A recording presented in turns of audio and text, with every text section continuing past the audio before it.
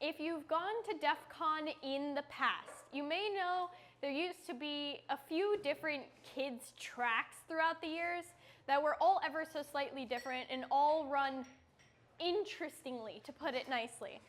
So it all started off with Roots Asylum, which was its own room, its own entity in which people would come, drop off their kids, the kids would get to do cool hackery stuff, and it was kind of a mess, and for many reasons it stopped, mainly due to COVID.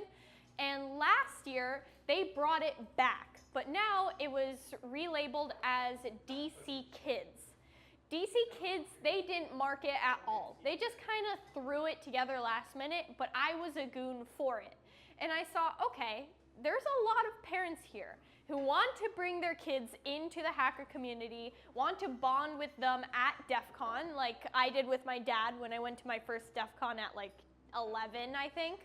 And I'm like, I want to create a community in which all these youngsters can all hang out, collaborate, and learn within DEF CON, which is a big and scary entity within itself.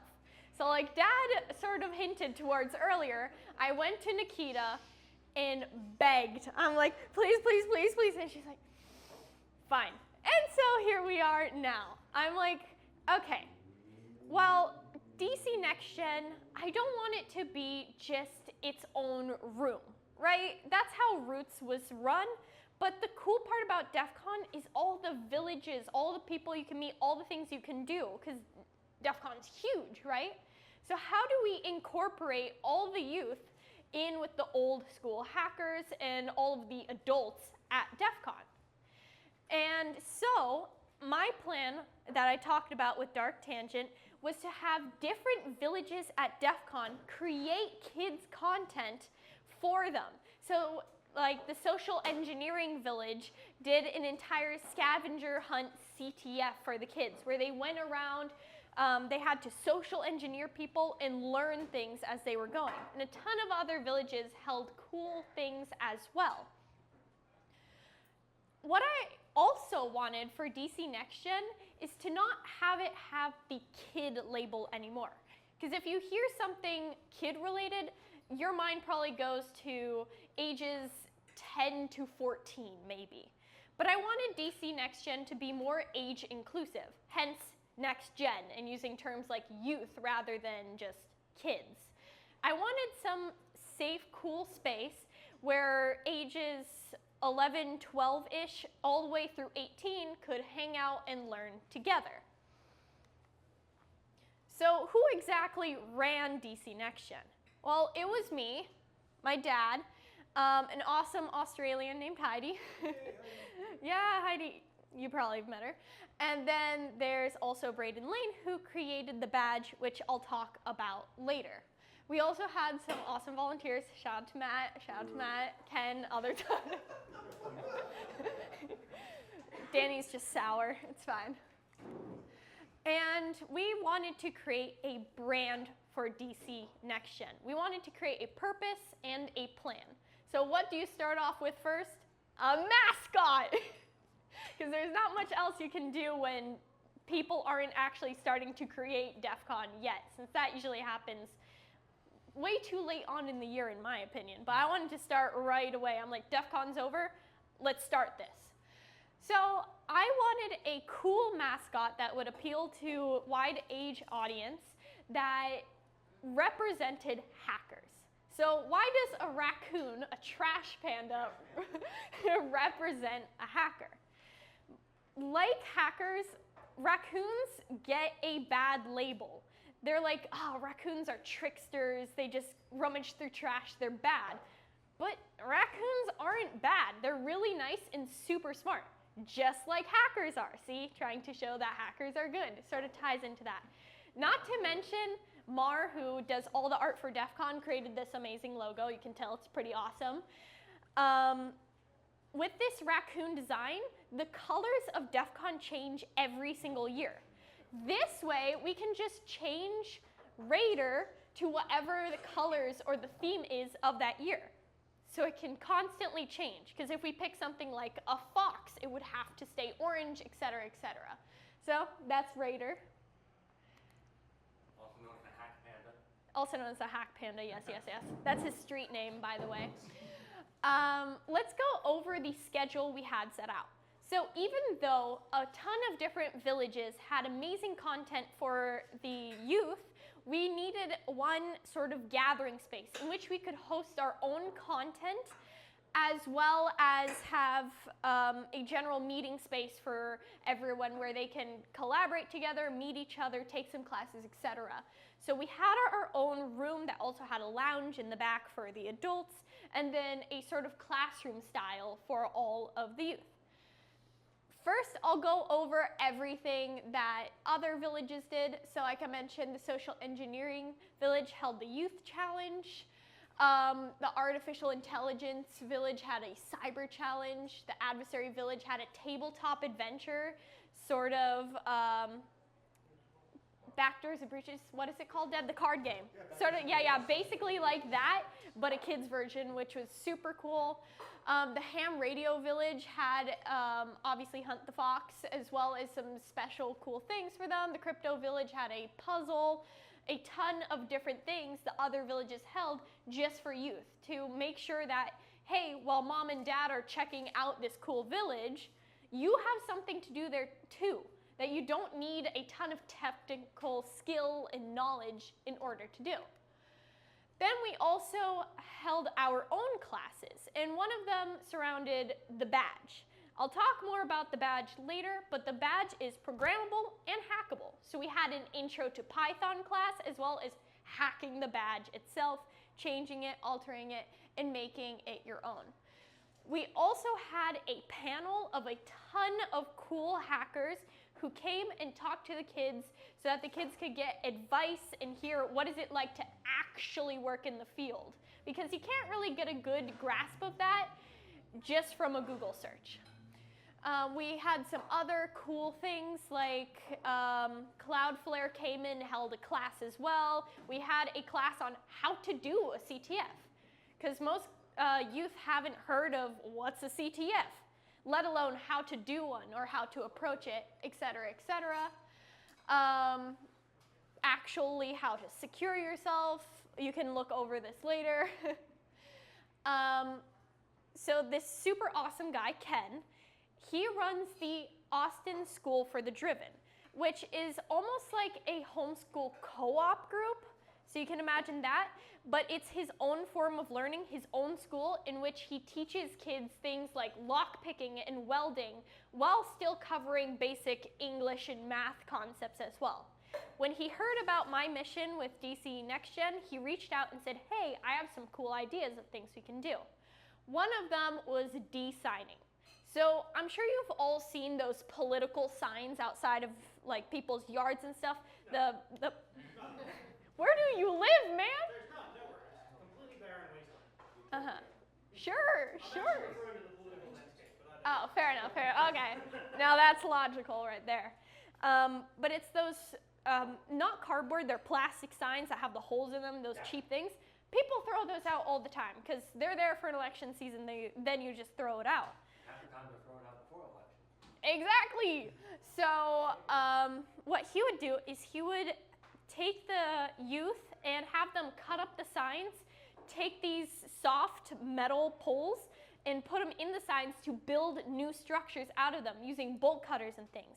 And there were some smaller kids within DCNextGen that were like 8 to 10 or something like that. They also got to use the bolt cutters and do some of this hands-on stuff where they could build. He also taught lock picking, and one of the kids was so interested in it that he actually took apart different locks and then restructured them, changed the pins, and ended up teaching other kids how to lockpick and how locks worked as well, which was really cool hands-on activity. We also gave the youth swag bags, because who doesn't love swag? And we had this awesome logo and a great budget from DefCon. So this is the bag itself. As you can see, Raider Raccoon is there. In that bag, we also had this awesome soldering kit made by Blendster, as you can see here, which is a good intro to soldering thing that they could take to the hardware hacking village and learn to solder. We also had flags. And you may be wondering, DefCon has t-shirts. Why didn't you do t-shirts? number one, kids grow like crazy. I should know, I am one. And number two, sizing is really hard when you're working with kids because kids are all different sizes. So we're like, the adults get cool big DefCon flags. Let's make cute kid one as well. So we have that one. We also had notebooks. Sorry. Vanna, hurry up. Oh, that's you. I only know you as Castle. Oh, we're using our real names? No, we should use our hacker names to get food.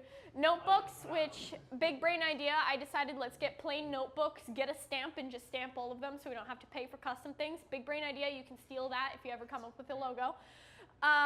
So we went with the theme colors of this year, so we did classic black, also pink and purple. We had water bottles made because you have to stay hydrated, especially at DefCon in the freaking desert in the dry conference room where you feel like you're being shriveled up and We also had pens made so they can write in their notebooks, take notes. Eric didn't bring a pen, but that's okay. And we had a lot of cool swag for the kids that they got to play around with and also represent us. Not to mention, a lot of adults weren't aware of what DCNextGen was and didn't read the program or see what it was there. So they obviously tried to get in the area, and we would tell them about DCNextGen so they could also spread the word, because they'd be like, oh, I want to go in here. We're like, you don't look under 18, man. So it's interesting. Had the full-size flags that were asking me, like, how do I buy that flag? Really? Yeah. I was like, I don't know how to buy that flag. I would buy that flag if I could buy that flag. But Fair enough. I think Yeah. that's the power of a really good logo. So, yeah. It is great, and I can't take credit. I will take credit for the name and the fact it's a raccoon. The rest is all on Mart, and it's mind-boggling how perfect it is. Absolute artist.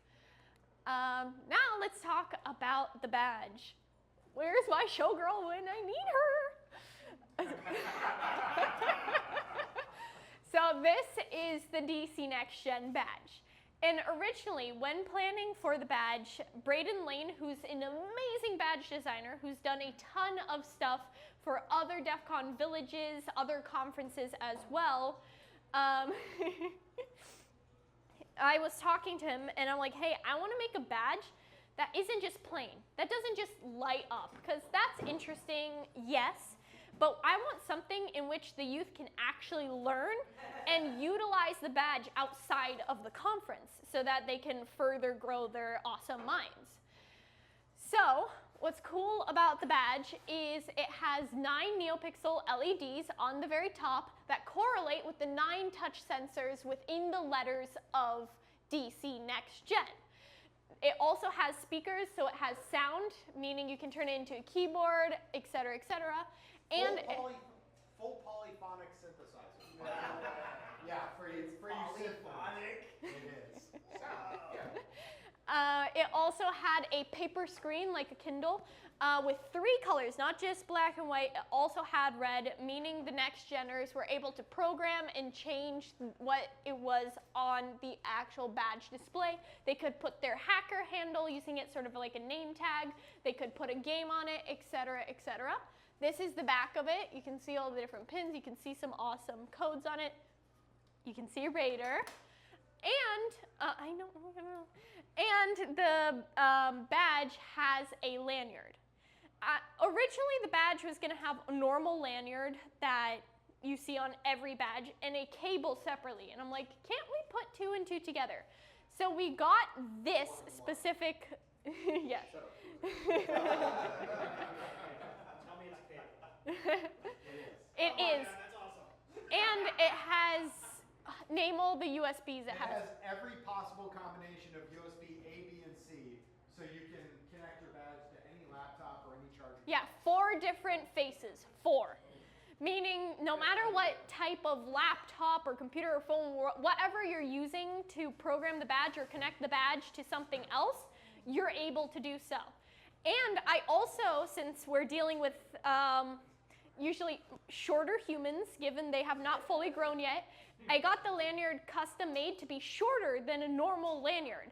It does fit over the neck of any adult human, but it's short enough so that it doesn't hang so annoyingly low. because when I was younger and not as amazingly tall as I am now, I would have to tie the badge in the back so it wouldn't hang so low.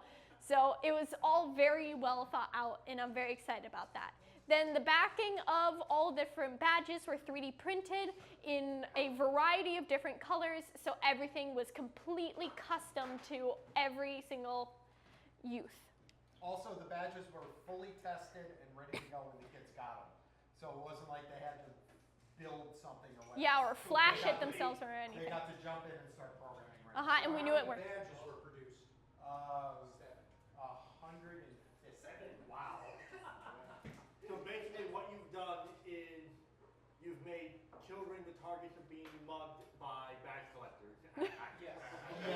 Yes. So who had the job of manually testing each badge? Brayden, respect to Brayden, he did all the dirty work, all the talking to the manufacturers, all the me telling him, I don't really like that, we're gonna have to change that. All the screen printing, all the designing, all of that. So tons of respect to Brayden, absolutely amazing guy, super happy human, and he created this. Also already working on next year's badge and the year after. He's full of crazy ideas. Oh, he's insane. He doesn't stop. He builds How a do you badge, say- he builds you one see that badge, badge? he's designing the next. Yeah, he wakes up at like 4 a.m. every day. This man's insane. Insane in a good way. Insane in the membrane. So I don't even know if you can read it from here, but this is another quick about the badge thing. The badge. Go back again. Go back. Oh, okay. So the badge has 9 neopixels, 9 touchpads, a mini speaker, 200 by 200 With computer amplifier. display, Stemma QT connector, IC squared bus, USB-C, also infrared in and out, which Matt here, when we get there, Matt yeah. tied the badge into his CTF. So I can use it as a remote control for my TV. Yes.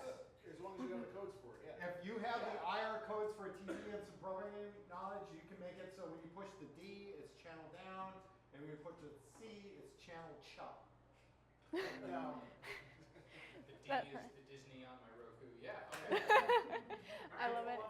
sorry, And if you want to read more about the badge, DCNextGen.org, right, will have all of this, because not only did I want the class that was being taught, the Intro to Python class, the Hacking the Badge class, to be in person, but also for the DC Next Geners to access when they were home. So it's all completely free on the website, an entire Intro to Python class with all step-by-step instructions, a whole thing on hacking the badge, not to mention all the links for all the different repositories and everything that is within the libraries here. if you want to make 1,000 badges and you have the money, all the things you need to do it are there. All the files, all the Eagle files, all Everything's open, so you can do whatever you would like with the badge, which is good, because now the next geners get to go home and then use the badges in order to continue to learn hacking and programming concepts. Pretty cool. And what next year we're having the contest. Whoever makes the coolest thing with the badge and brings it to DefCon next year wins a prize. So they're gonna bring the badges home, hack the badge, build something, and then they'll get a prize. So it will not be just sitting on a shelf. So that's very exciting. I'll even say whoever wins that contest, I'll buy them their badge for DefCon if they go. For the Damn. year following. Perfect. We will add that. Question. So Yeah. obviously that badge had some expense to it. Was that built into your budget, or did people, parents that brought their kids here have to pay a fee? Nope. So DefCon. Okay. So DC Next Gen is a DefCon property. It is not a village. It's technically a community, but it's almost like the DefCon CTF. It's not like a CTF within DefCon. It is like the DefCon CTF. It's a DefCon property, meaning our budget is whatever DefCon is willing to give us, as well as other people who want to like chip in and help out. So they gave you a budget and said, make badges. We- They didn't give us the A budget. set They didn't budget? tell us what the number was, which was annoying. But for the badge, one of the goons, whose name escapes me right now, but he said, I got $2,000. I want the kids to have a cool badge. And then we went a little over budget, and DefCon was like, yeah, we'll cover it. Yeah, because DefCon has a budget. It's DefCon. And also, Nikita and Dark Tangent have wanted an actual solidified next generation track for DefCon for so long. And thankfully, they trust me enough to make a lot of the big decisions. But I think the fact I put them so much in the decision-making process and I keep them as updated as possible that they allowed me to do a lot of these cool things. And we sort of proved ourselves this year with just the number of youth who came, as well as engagement, as well as future engagement, that we're like, okay, we're official enough that DefCon will help give us the moolah, you know? And another very cool thing that we had is we had the DCNextGen official CTF. And we had some other CTFs as well that other people brought, but this one was made specifically for DCNextGen.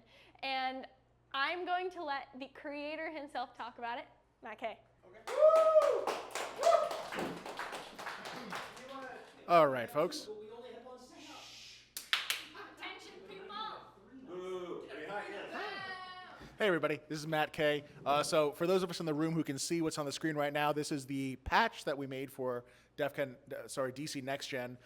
Again, all credit for the art goes to Mar. All I added was a thing around the outside to make it kind of look like a, what do the Boy Scouts have? Merit badges? It looked kind of like a merit badge, right? That was what I was going for.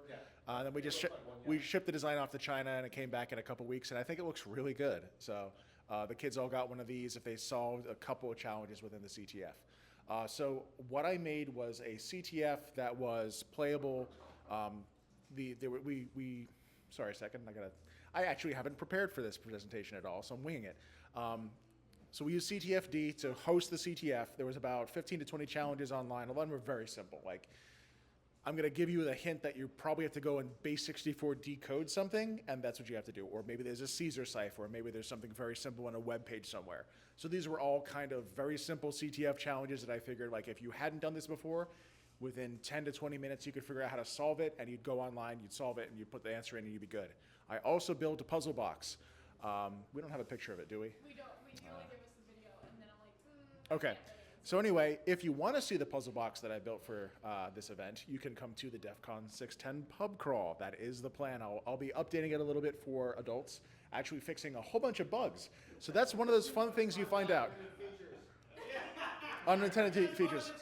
So I will tell you, some of the best time that I had at that DCNextGen area was sitting down and debugging stuff with people who are invested in solving it and the parents of those kids.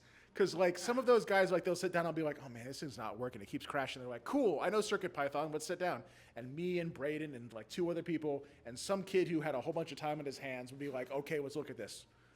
Oh, looks like you got this thing on this line over here. Cool, fix it, let's go. So I built probably about 6 challenges into a puzzle box that I designed. The first time I'd ever use Fusion 360 to 3D print my own design. So that was kind of an exciting thing. It at least works from a hardware standpoint, which is better than last year's pub crawl CTF. And It was fine if you had less than 4 clients.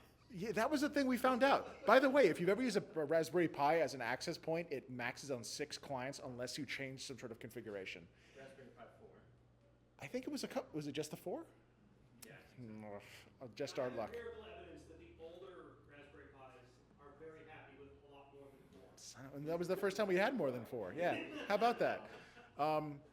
Anyway, so like Bia said, I wanted to try and integrate this all with the existing content that was coming on at DCNextGen. So I talked to Braden. He told me about the IR emitter and receiver. I built one of the challenges specifically so that I would ask the players to send me certain bytes. It would receive those bytes, and then by solving it, you would get the answer. So all the answers that if you solve the challenge, there's a little receipt printer on the top of this thing. It prints out a receipt with the flag that you go and type back into the site for your points. So there were, I don't want to spoil all the challenges because I will be recycling them, but let's just say some of them were more technical than others, some of them were more research oriented than others, and some of them were look at the box, figure out what I'm trying to tell you, and then type in the answer, and you get your points. So it was a lot of fun to make. It took a long time, which is why I'm recycling it, but I'm excited. The best part about it is watching the kids play it, honestly. Like, seeing somebody get excited about something you built is the whole reason I build stuff. And just watching, like the kids would get excited about it and be like, oh, I think I've got it, I'm so close. And then it turned out it was my fault because I had a bug in the code. But that's still cool, right? Because like they're excited about it. So I had a really great time building it. Yeah, I look forward to next year. Teaching kids a valuable lesson that adults will always fuck it up for them. I think the lesson is that at any age you can still make mistakes. And that's not a shameful thing most of the time. You'll make fun of me, but it's not a shameful thing. All right, I think I'm good here. Thanks, Bia. Of course, thank you. And there were over 30 Yes, thank you. participants for Matt's CTF. Exactly. And obviously, Matt cannot just sit there and praise himself, so I'm going to give him a little praise right now really quickly. From what I heard and saw, the CTF was a total hit among a ton of different age groups. When I first reached out to Matt to create a CTF, I knew he had done stuff for the pub crawl before, and I know that he has a big brain for creating new things. So I told him I just wanted something that would be simple and also hard enough that youth of different levels of technical ability would be able to do it. And that's exactly what he was able to deliver, which is a lot harder than it sounds. I also wanted the CTF to include something physical in which the kids can work together and interact together in order to solve the problems rather than everything just being built into a computer screen, turning it more into an escape room style CTF as well. And that's what was delivered, and I'm very excited to see what you have planned for next year. No pressure, no pressure. Okay. Anyways, to wrap it up, I'll quickly go over the general numbers. So first of all, we had over 150 participants, which at the start we're like, we're not gonna have that many people. Then it also went to me running to Heidi and being like, we need more chairs. And she's like, I don't know where to get more chairs. Get more chairs. She's like, I don't know who to get more chairs.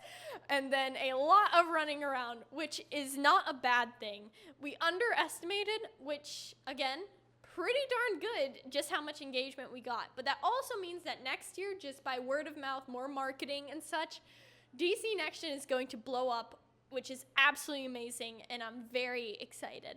There have also been a lot of amazing people reaching out to help, saying they want to bring more content to DCNextGen, and if any of you want to help out, volunteer, or have any ideas for, hey, I want to create a puzzle for DCNextGen, hey, I want to create a talk, hey, I want to create some content for the website, hey, I want to do something, then just reach out to me or Heave over there, and we are happy to hear all your ideas and incorporate it. Or if you have any kids, or if you know someone who has kids, or if you'd like to kidnap a kid for a day, bring them to DCNextGen.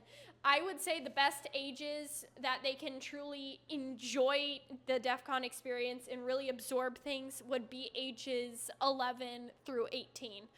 At least to enjoy the DCNextGen content, because that's the age when they really start learning things, absorbing things, and applying the new information that they're gaining.